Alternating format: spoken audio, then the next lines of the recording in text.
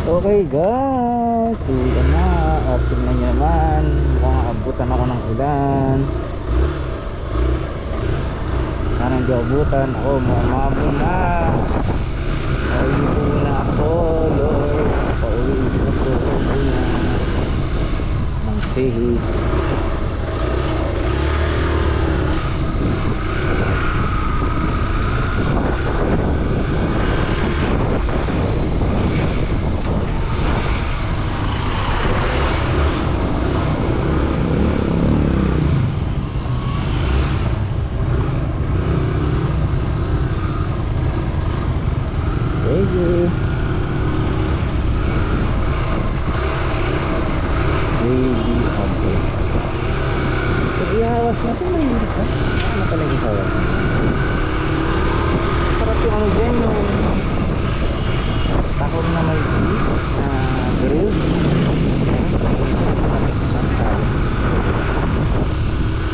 Napadaan ako sa may mga bubog kanina eh.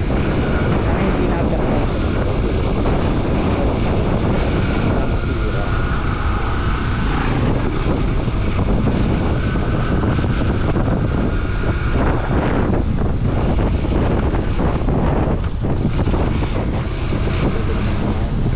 Magalang nga din yung tayo. Ulan na naman. Hindi ako makapag-alinis ng tawid na kayo. Panayin na natin sila para hindi alanganin. Yan, pag malalaki sa sakyan dapat bigyan nyo sila ng space para tumawid ng instructor. Kasi pag hindi nyo binigyan ng space na hagit ka, marakamaan ka. Yung OC, ano kasi meron dito sa OC? Nakalimutan ko sa OC na yan. Nakalimutan ko na yung mga establishments dito hindi pa tapos to pero mga magandang resulta.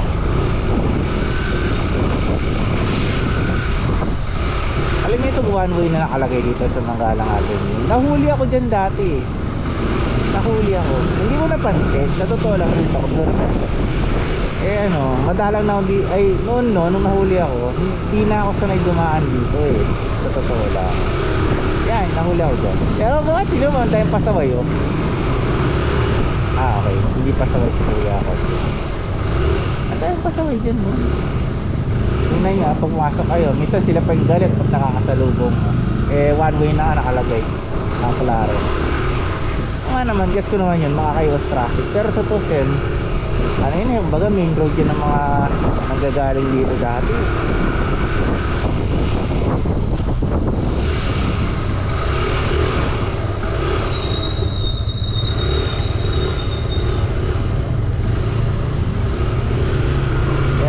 Hindi nila inaayos yung daan na to. Dapat i-prioritize to yung daan na to. Kasi ito yung major ng daanan ng mga nanggagaling dito. Tatawid pa to? Sana tatawid. Tatawid pa.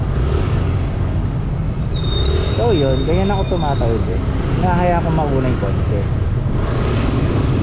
Kasi pagka motor ka, usually hindi ka pagbibigyan hindi naman pagbibigyan. Medyo nga ba? Let's say na mas safe ka kung papaunahin yung kotse tapos doon ka lang sa side. Okay naman. Nakita yung mga motor na yan, ang sobrang taas ng back ride nagmamotor ako pero ayoko ng back ride. Nakakatakot kasi OSG ang anong version ng actually version yun ng motor ko ito rin iba lang kulay rin kamukha na sa kapatid ko. Okay, sipag ng kuya yung mga magagandang tulungan yung mga nagsisipag hindi mga tipong ang lalaki ng katawan, hindi magtrabaho, hingilan lang hindi ko mag-gets kumpleto katawan mo, ang lakas-lakas mo, ba't ka nag-iingi?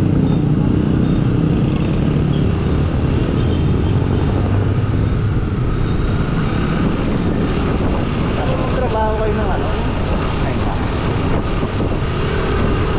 Pwede kayo mga ano, dahil pa yung mga iba na ano, mga pilay na noon dati, alam ko, nung bata ako, dami yan, mga tipong pagka may kapansanan, ay, doon sa, ano, sa saan tawag doon, sa Pag-alang Avenue, yung nakita niyo yung mga kaya na sinabi ko, ano, yung Pangan Store, yung kumpare ng tatay ko, si Kuya Rolly, ewan ko, sumalangit na maya, ewan ko, parang namatay na yata, hindi ko sure ha, pero yun, ano yun,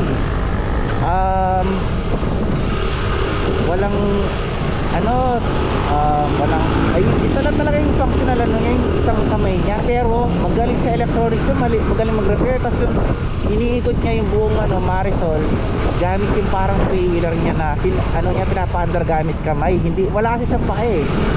Pero kita nyo yun, daig pa kayo mga yan, sa totoo lang ha, hindi ko huwag yung personalin, pero yan mga yan mga nagpa-parking dyan minsan.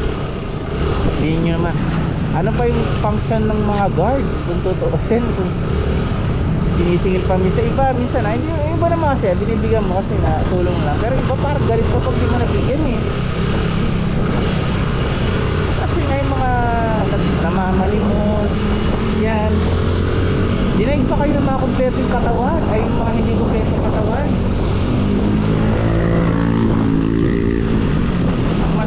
Mas maano pa dyan yung mga nagnanakaw pa, ang dami talagang nagnanakaw, lumaban kayo ng pahatas, pinaghirapan mo tapos nanakawin mo ng kain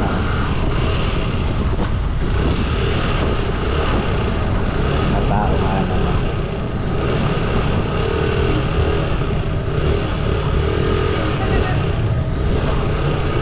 Kita mo yung si Lolo yung kanina, di ba, na three-wheeler nangangalakal, umuulan, take two, umuulan ha, pero nangangalakal. Yung iba kita mo ang kompleto ng katawan.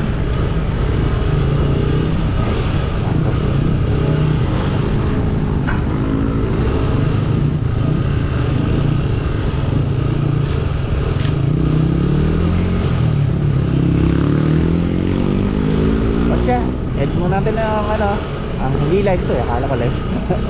Ang ating vlog for today. See you again next vlog. Sana hindi na maulan para malinaw yung kuha ng camera. Though malinaw naman yung kuha ng camera, pero mas maganda yung kuha pagka maliwanag maliwalas yung panahon. Ganito kasi parang medyo madilim.